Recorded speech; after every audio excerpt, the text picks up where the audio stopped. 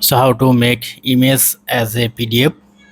Open any image, then you can multi-select or single. Suppose I want to add these three images as a PDF. Press on this icon. Now we have to save to file. Now suppose I want to save it my test folder. Press on save. Now find your file.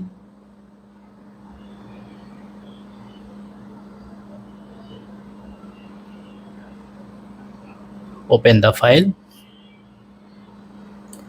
Now go to your test folder that's you are created on my iPhone. Test it. Now you have to select those images again.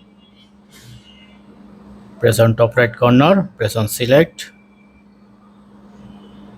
Now bottom corner you can see the three dotted. Press on create PDF. Now here is the PDF file. Get info. Sorry, this one.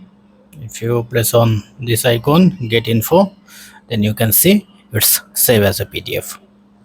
So don't forget to thumbs up and do subscribe. Have a good day. Thank you.